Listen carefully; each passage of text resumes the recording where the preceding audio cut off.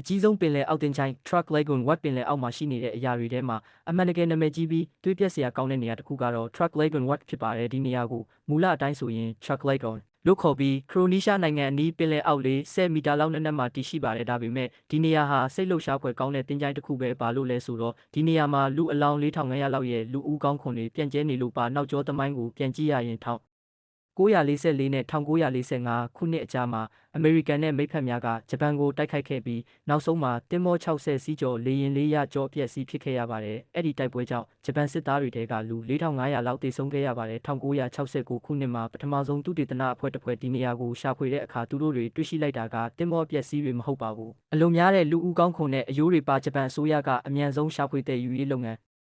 စတင်ခဲ့ပေမဲ့တည်ယူနိုင်ခဲ့တဲ့အရေးအတွက်ကိုတော့မဖော်ပြခဲ့ပါဘူးဒီနေ့အချိန်ထိ Truck Lagoon Wat ဟာပင်လယ်အောက်သမိုင်းနဲ့စစ်ရေးအကြမ်းဖက်မှုကိုပြန်လည်သတိပေးနေတဲ့နေရာတစ်ခုဖြစ်နေဆဲပါတင်ချိုင်းတစ်ခုလိုပင်လယ်အောက်မှာနောက်ဆုံးအဆုံးသက်တစ်ခုဖြစ်ပေါ်ခဲ့ပြီးအေးမြစွာအိပ်နေကြရပါတယ်အခုနောက်တစ်ခုတင်ဆက်ပေးမှာကတော့ Brinicle ဆိုတဲ့ The Finger of Death ပိုင်းဖြစ်ပါတယ် Brinicle တေချင်းဤလက်ချောင်းပင်လယ်အောက်ကအံ့ဩဖွယ်သဘာဝအရာတွေအများကြီးရှိပေမဲ့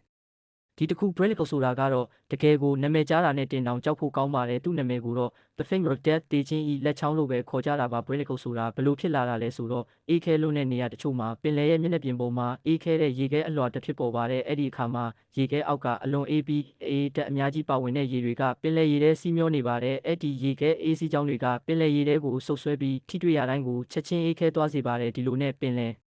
အောက်မှာရေခဲတိုင်တိုင်းဖြစ်လာပါတယ်ဒါပဲဖြစ်ပါတယ် Brinicle တေချင်းဤလက်ချောင်း2011ခုနှစ်မှာပကီရဲ့ Frozen Planet အဖွဲ့ကဒီ Brinicle ကိုပထမဆုံးဖန်ဆွဲရိုက်ကူးနိုင်ခဲ့ပါတယ်သူတို့ရိုက်ထားတဲ့ဗီဒီယိုထဲမှာမြင်ရတာကအဲ့ဒီရေခဲတိုင်ကအောက်ကိုဆင်းလာတာနဲ့ပင်လယ်ရေအောက်မှာနေထိုင်တဲ့ပင်လယ်သတ္တဝါတွေကိုတစ်ခုပြီးတစ်ခုချက်ချင်းအေးခဲတည်သွားစေပါတယ်အဲ့ဒါကြောင့်ပဲလူတွေကဒီအရာကို The Finger of Death ထိသွားတာနဲ့အရာအလုံးကိုတည်စေတဲ့လက်ချောင်းတစ်ချောင်းလို့ခေါ်ဖြစ်ခဲ့တာပါတဘာဝရဲ့တည်တန်းတစ်ခုပါပဲအေးမြပြီးလှပနေပေမဲ့သူ့နဲ့ထိတွေ့တိုင်းအေးခဲပြီးတည်သွားစေပါတယ်Terrifying Sleeping Holes တောင်တင်းပြီးအိတ်နေတဲ့ဝေလငါးများရေငုပ်သူတဦးကပင်လယ်အောက်မှာရေငုပ်နေရင်ညှော်မထားတဲ့အံ့ဩဖွယ်ရာတစ်ခုကိုတွေ့ရှိခဲ့ပါတယ်သူရှိမှမြင်နေတာကတော့ဝေလငါးအဖွဲ့ပါတစ်ဖွဲ့လုံးမိခင်နဲ့တားကလေးများအပါအဝင်တကောင်ချင်းစီတောင်တင်းအနေထားနဲ့ဒေါင်းလိုက်ရက်နေကြတာပါပထမဦးစွာတော့သူ့အတွက်အံ့ဩစရာကြီးပဲဖြစ်ခဲ့ပါတယ်ဘလို့ဖြစ်နေတာပါလဲအားလုံးအတူတူတောင်တင်းပြီးမရွေးမလုပ်ပဲရက်နေကြတာလားဒါပေမဲ့နောက်မှသိသွားတာကတော့သူတို့အိတ်နေတဲ့အနေထားဖြစ်တယ်ဆိုတာကိုပါဟုတ်ပါတယ်ဝေလငါးတွေဟာအိတ်ချိန်ရောက်လာတာနဲ့တောင်တင်းတဲ့ပုံစံနဲ့ဒေါင်းလိုက်အနေထားအိတ်နေကြတာဖြစ်ပါတယ်အဖွဲလိုက်နဲ့တိုင်တွေကိုထောင်ထားသလိုမျိုးဒေါင်းလိုက်ရက်နေကြပြီးတော့အိတ်နေကြတာဟာပင်လယ်အောက်ကအသက်ရှင်မှုနည်းလမ်းတစ်ခုပါပဲသူတေသနတွေရဆိုရင်ဝေလငါးတွေဟာသူတို့အချိန်ရဲ့9%လောက်ပဲအိတ်တယ်ဆိုတာသိရပါတယ်ဒီလိုဆိုရင်အခြားတိရစ္ဆာန်မျိုးစိတ်တွေ